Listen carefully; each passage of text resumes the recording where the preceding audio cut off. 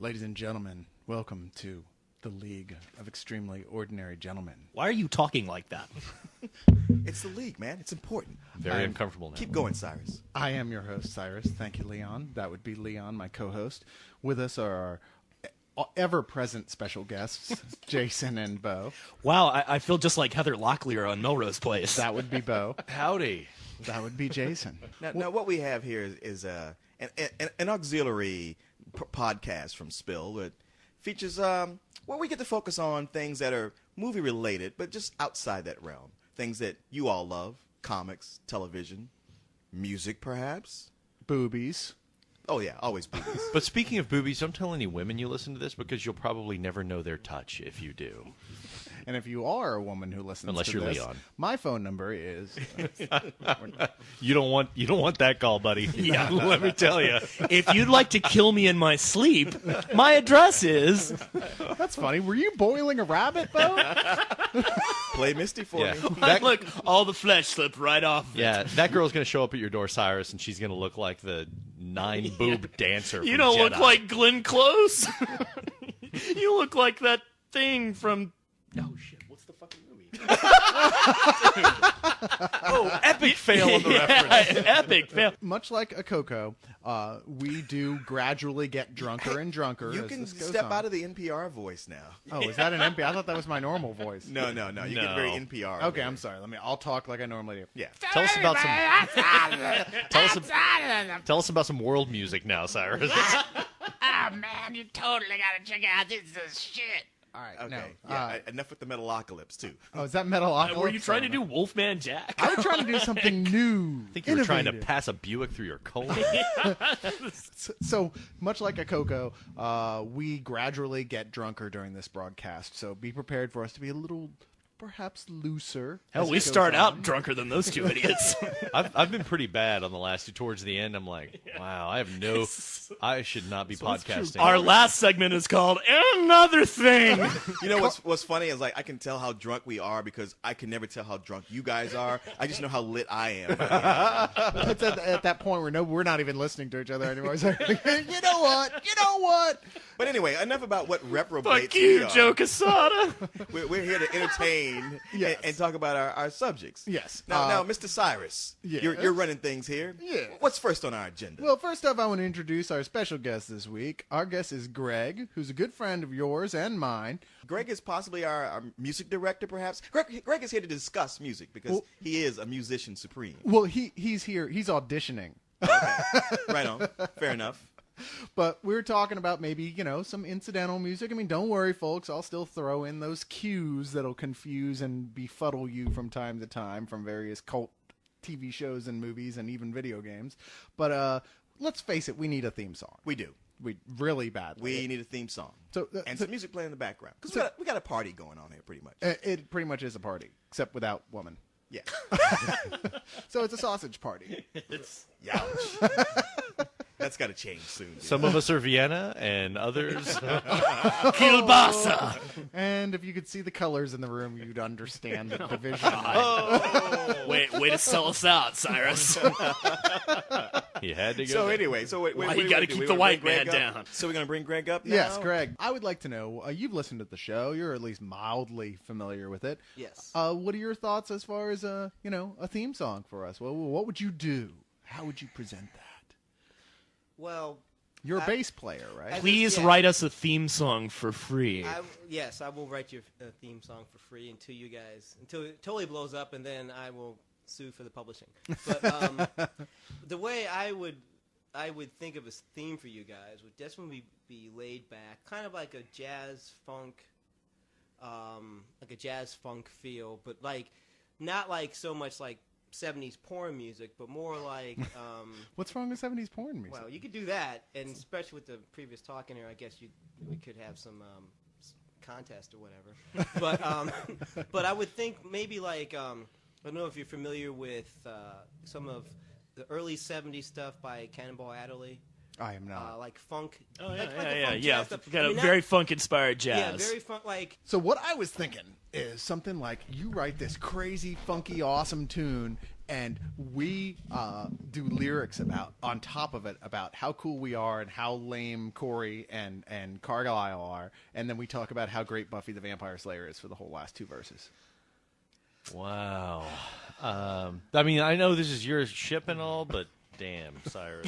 But the rest of us are jumping overboard, and we're stoving the boat in before we do so. Yeah, I'm pushing rats out of the way to get off this sinking ship. Okay. I mean, I dig Buffy and all, but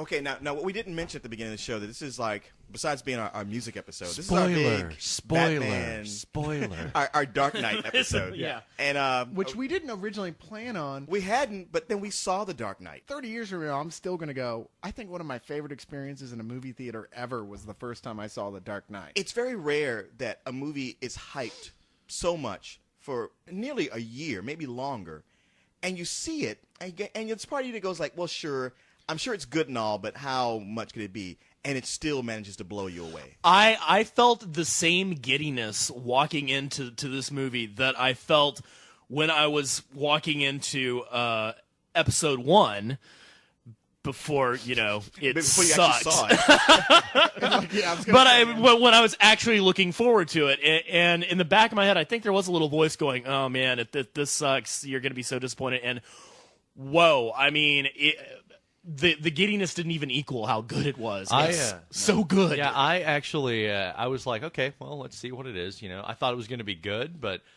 I wasn't really ready to give it any more credit beyond that. I thought, you know what, this is probably going to be a pretty good movie. And I watched it again the next night, and it was actually just as good, if not better. I was blown away. I was actually sad about 45 minutes through the movie, not because of the content of the movie, but because of the quality. I was so sad because I was thinking, damn, it is going to be a long time before I see something this good again. I felt that too. I did, Yeah. too. No, in fact, it's funny, and I'm willing to admit this. I talked about this a little bit during the review, the raw audio review for this, but I was crying off and on throughout this entire film. It was a for heart-wrenching number of movie. reasons. One, Yeah. the movie itself is emotionally very affecting. 2, the points where I'm seeing Heath Ledger, and he's just so far beyond in quality what even anybody said He is Daniel was. Day-Lewis, and There Will Be Blood good. Yeah, Yeah. he's so good, and realizing this is the last major performance by him. Yeah. Yeah, that it's- he never will get to play this role again, and how sad that was really getting to me. And 3, just what you're saying, Jason, that like, damn man, it's how am I going to appreciate anything after this? Well, I was watching it nervous on 2 different levels. I was nervous about what was going to happen to the characters because really, I didn't know. I thought all bets are off. It was that feeling you have in the second half of Serenity. It's like, okay, anybody could go at Yeah, this point. that's Yeah, part of why the anybody writing could go. was so clever. Yeah. And then on the second level, I was nervous because I was really afraid. I'm like, don't screw it up. Don't screw it up. As far as the filmmakers go. Sure. And they didn't. They didn't. Yeah, it is funny. Like first hearing about Heath Ledger's death, I was kind of like, wait, he did finish shooting Batman, right? Oh, okay. That was my first question. Yeah, Okay, sadly enough. Well, that kind of sucks that the guy died, but what you gonna do? And then But- after but seeing now, the movie, it's yeah. like, oh, fuck. Yeah, now it's just utterly heartbreaking because if you've been reading Batman for years, he gets it perfect. I mean, he's the most chilling Joker you've ever seen, even including any of the animated incarnations, and hell, even some of the comic incarnations. I mean, I was sitting next to Leon when we were watching this, and there were moments where we were just looking at each other and nearly peeing our pants because he is so utterly disturbing. Carlisle and I kept exchanging looks, just wide-eyed, gape-jawed. Sometimes it was between peeking through our fingers because I watch a lot of horror movies, as a lot of you know, and there were scenes with Heath Ledger that made me physically uncomfortable because they were so well done on a number of levels. Well, you know what? The funny thing about this is, like, it's a Batman movie. They spent a lot of money on it, and to recoup this money, It's merchandise that's marketed to kids. Yeah, And I already saw. I got a buycostumes.com email with showing a kid wearing the Heath Ledger Joker costume. That I is was like, not okay. dude, it is not okay to take your kid to see this movie. This is not a no. kids movie by any stretch. I mean, No. this is like Pan's Labyrinth as far as a kids movie. It's like, sure, you can take your kid as long as you have his therapist on speed Yeah, dial. this is like taking your 3-year-old to see The You know, Exorcist. seriously, It's- no. there are some parts in there that you know what's happening and it's really gruesome and really unsettling, but you don't really see it. But it's still very But obvious it's what's so happening. disturbing Yeah. on the layers I was bothered. of what's happening and just the things that are going on with these characters, the way that the Joker explains himself and his way of looking at the world alone is completely inappropriate for children to conceive of. He's not a Joker we've seen before in any moving version. No. He's got a completely different take on it than I've ever seen. And just so that we don't mince words and confuse anybody, sure, there's a lot of disturbing stuff that you don't see, and you might think, well, maybe the kids won't get it. Well, there's some disturbing shit that you do see, like Two-Face's face that will give your kids nightmares. Yeah, no, it's nasty, no question. It's Yeah. it was almost too much for me. Best makeup nomination. Yeah, for, well, it was CG, definitely. but You know. But still, Well, okay. Yeah. Well, I think it was a mix of both. was it? I Okay. probably so. I Well, think I think so. it looked like on the split of his face there was some makeup. Yeah. Well, I think it was a hybrid of both. The costuming in general. I mean, and the way the Joker looks, and everybody by now, I'm not spoiling anything. Everybody's seen the posters, but the way he looks, it's such a great example of how Christopher Nolan took these ideas from a comic book and made a very realistic movie, and yet kept the spirit. I mean, the Joker looks like he could actually be a psychotic from real life, but he still looks like he very recognizably like the comic book Joker. This ain't Jack Nicholson. No. Oh, yeah. For anybody who has that debate going well, I think Jack Nicholson was the best Joker, you get out of this and you're like, wait, Jack Nicholson who? Yeah, I was did completely Jack Nicholson play wrong. the Joker Jack before? about that Jack Oh, Jack yeah, I guess he Nicholson. did. Jack Nicholson will be having a beer, shaking his head with Cesar Romero, going, "Man, one time Well, I was the Joker." Yeah, Caesar, I guess that Joker thing didn't work out for me. Yeah, exactly. Christian Slater going, I want to try. But we got a letter from Rorschach who asked, he says, Christopher Nolan's Batman films really seem to try and eliminate a lot of the fantasy elements from the comic book mythology. Examples would be the exclusion of Ra's al Ghul's Lazarus pits and the Joker's use of makeup rather than having bleached skin. My question is, how do you feel about these alterations, and does Nolan's push towards realism hinder the use of Batman's more fantastic enemies like Poison Ivy, Man-Bat, Clayface, Mr. Freeze, and Killer Croc? Well, the answer to that second half of his question is yes. Yeah, Yes. And the answer to his first part of his, let Christopher Nolan do whatever the fuck he wants to do. Yeah, give this Yeah. guy a blank check. Seriously. I mean, this guy can feature Tweedledee and Tweedledum as the villains for the next movie, as far as I'm concerned. Well- I'll be there with bells on and go, Yeah. man, that Tweedledee and Tweedledum, they were the scariest villains I've ever seen. Well, he asked, what villains do you want to see happen next? I'm going to say it right here, and I think I might have told you guys this. I want to see the Penguin played by Philip Seymour Hoffman. And while I can see that, I just can't see it for the third movie. You don't think? Because the Penguin is such essentially a comic character. See, Not that's the really thing. anymore. It's all in how Christopher Nolan handles Everybody it. thinks And of he- Burgess Meredith when they think of the Penguin, and that's no. I think he can totally steer clear of that. Or Danny DeVito.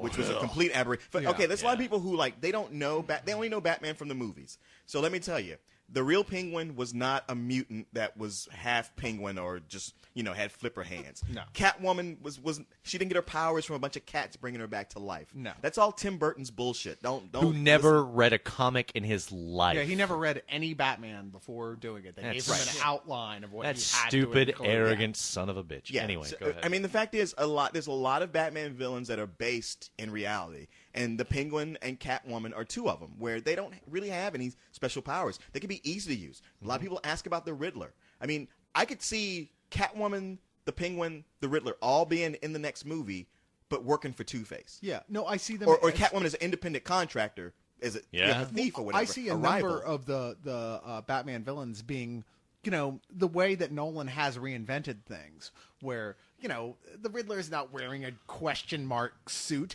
He's just a criminal who's really smart and has his thing, but he's like a planner for Two-Face. See, I don't know if you've ever seen Cedric the Entertainer or the rest of the Kings of Comedy, but they wear those kind of bright, colorful suits all the time. Well, I think that they have really set up, and what my wildest dream fantasy is to see something along the lines of The Long Halloween, where you get, not just 3, but maybe even 6 or 7 villains reinvented along these tropes that Nolan has started. Yeah.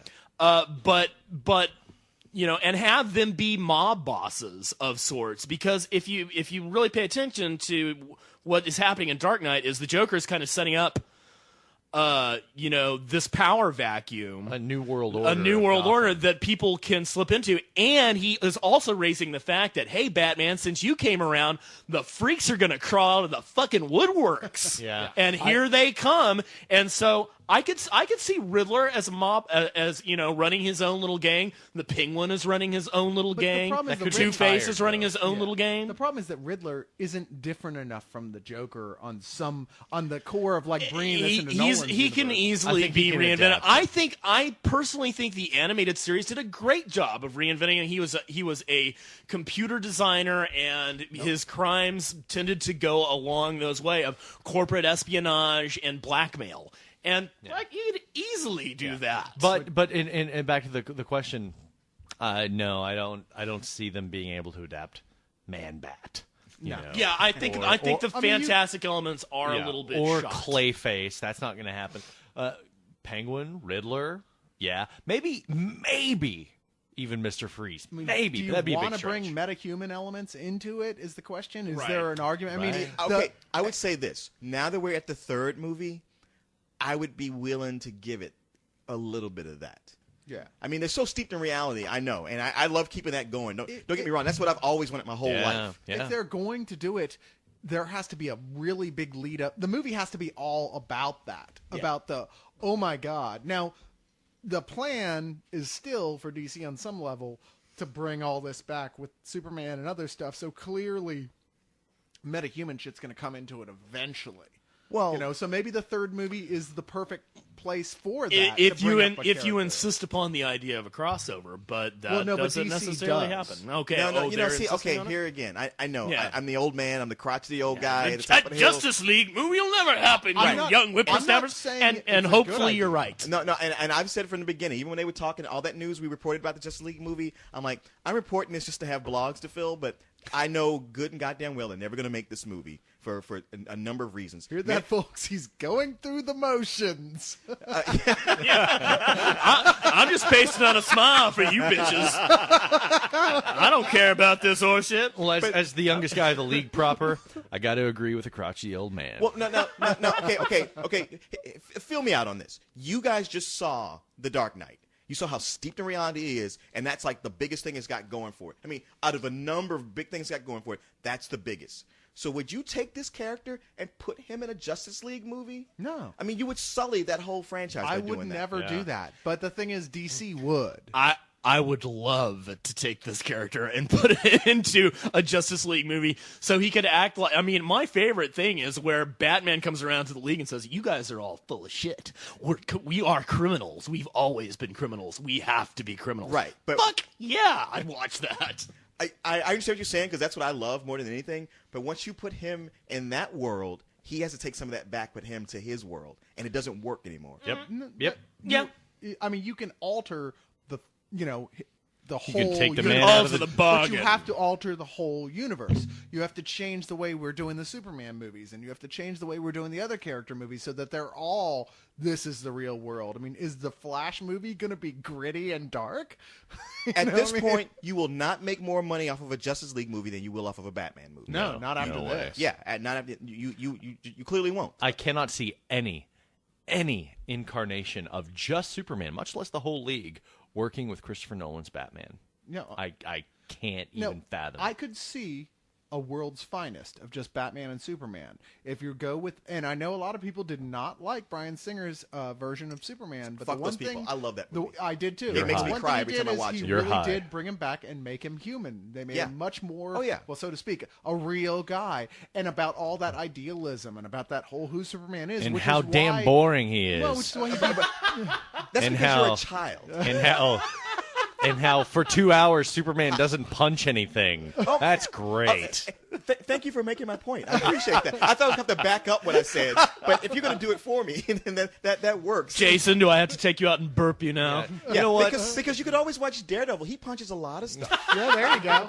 Or you Ang Lee's the Hulk. There's a lot of punching, going on there. Yeah, that's a classic. Not But to nearly have enough. a departure, a mature movie that was written, maybe for me, because it's like, hey, Superman's so boring because he's so powerful. It's like, yeah, but let's look at this other aspect of his life where he's actually quite vulnerable.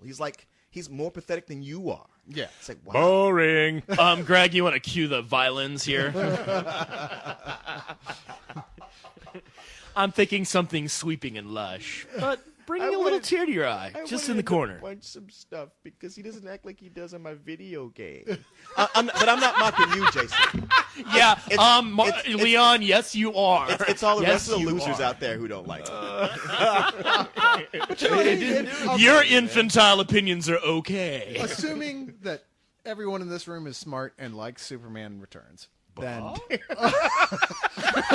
then that Superman with Christopher Nolan's Batman, I actually can see together. Yeah, those two I can. The whole idealized Superman, the whole like, oh, he's got doubts because he's not that bright. Let's face it, but he's so incredibly powerful. Boy, they're gonna His fight biggest- like two son of a bitches too. Exactly. That's gonna be awesome. They'd actually be perfectly matched, just the way that they are when it's been done right in the comics and in the animated. That's the thing, series. though. Superman is extraordinarily bright, though. Am I wrong? No, you're not wrong. No, I thought it was he's- you I had this argument with. No. It's not that he's not bright. He's just very idealistic. No, he's naive is the best way. No, to he say is it. not He's- naive in the I least. don't agree with that. He gets his ass kicked all the he's time not because of his naive. naivety. The fact is, Superman Being idealistic is not the same thing as being naive. Exactly. Superman believes in humanity. He really does more than the rest of us do. And one of the reasons he does is because he has to. Because at the point where he doesn't believe in humanity anymore, Then he's he gonna go takes like, over well, fuck and this, I'm gonna kills take us over. all. Then Tinkerbell dies. One thing I didn't get to bring up in our former review was that, like, of the things, like, I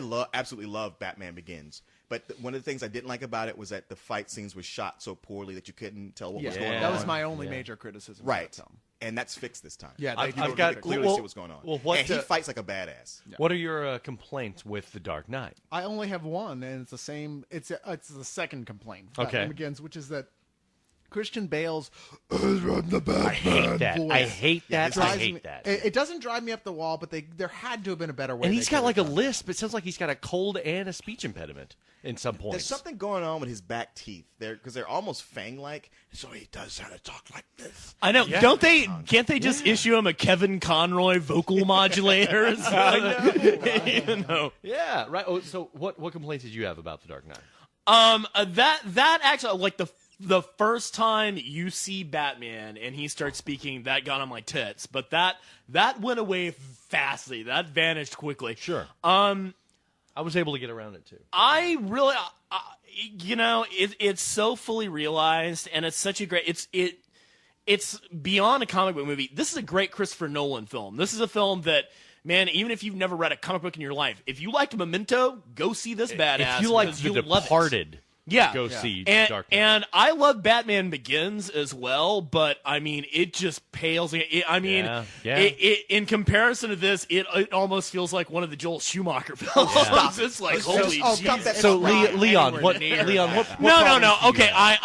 I am being hyperbolic, but definitely Batman Begins has more cartoony, fantastic elements than this one. This one is just so spot on realistic that, I mean, wow. Leon, what problems do you have? Well, with other than Dark Christian Knight? Bale's voice. Yeah. Now,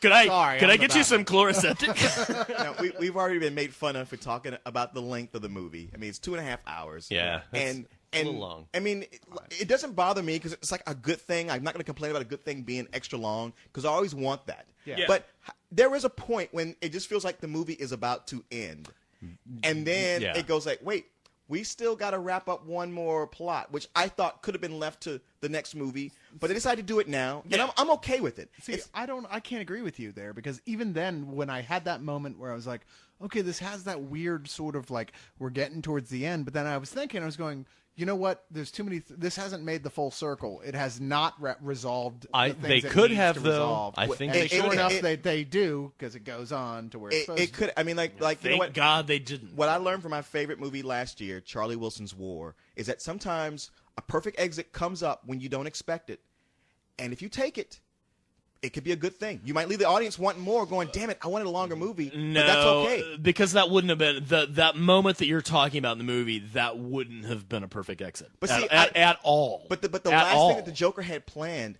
I didn't think was an escalation from the last thing he had planned. Right. It doesn't eclipse the Right. thing, the plot he had before. I that. don't think it was necessary for him to escalate. No, You know? it is. No. In No, storytelling. in storytelling, you always escalate. You don't put something. Yeah, okay. I'll buy that for $1. But I mean, the argument still stands. I mean, you're saying, well, this could have been a perfect exit. No, it could Yeah, not no. have. I think had they rewritten it a little, they could have trimmed it down and still had the same impact. But I don't and know carried why. on some of I- the I elements didn't of the next want it to film. be See, trimmed. that's my thing. See, I hate mentioning that as a flaw because I say like, oh, they could have cut it here or cut some out. But if you ask me, well, what could they have cut? I'd be like, I don't if know. someone goes Nothing. to you and says, The Godfather's fine, but it's way too long, you go, you're a moron. You don't know what the fuck you're talking about. Hey man, look, you guys are asking me to find a flaw in something I don't Okay, find fair a, enough. have a There problem are- with. See- there is not a scene in The Dark Knight I can think of that could be cut without hurting the film. I Well, absolutely no. agree. And I agree. I agree with you, but I think that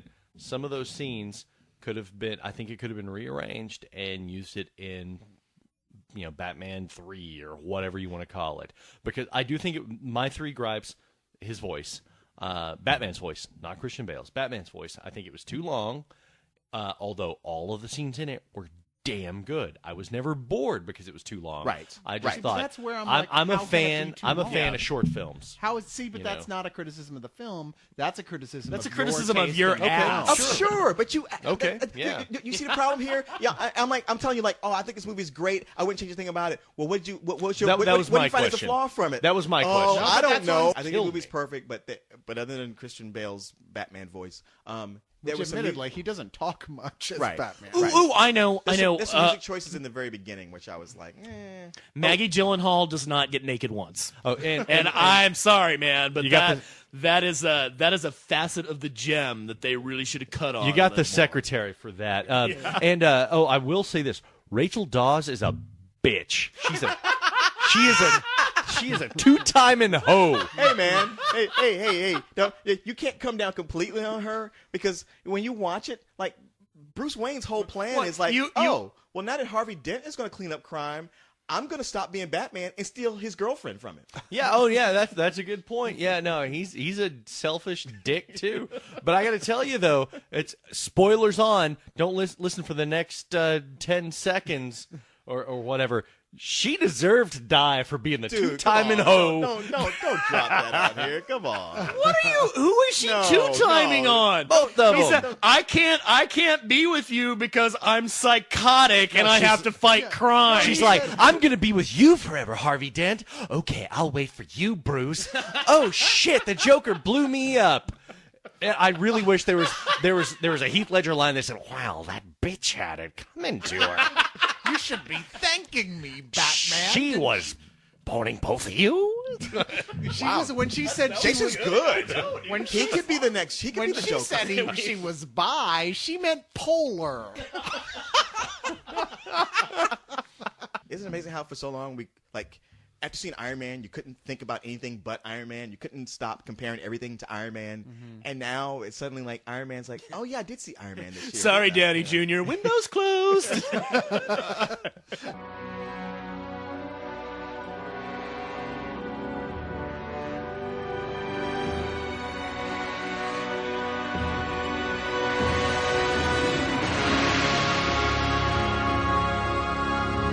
Leon sent me this question, but he Instead, didn't he send me let her who die. sent it to. Oh, I didn't tell you who sent it. no. Ooh, I know. Hulk would totally kick Superman's ass. Dang Oh, it. well, Is yeah. that type of question. Sorry. Well, Sorry, we know dude, for who next asked the time. question. But I said a debate came up between a friend and myself on who is better, the Joker or the Riddler. I wasn't sure how to answer that. Now, as a whole, I'd say the Joker, just because he's Batman's opposite. The Joker is perfect for Batman, right? But Riddler is smarter and can give Batman something good to think about. Okay. He's not Batman's opposite, but continue. I guess I kind of got confused thinking about it. I don't think it's as simple as who's better. I have to ask better in what way. Batman has a great museum of villains, and all of them are so different and so detailed as far as backstories go. If it's not too much, could you guys give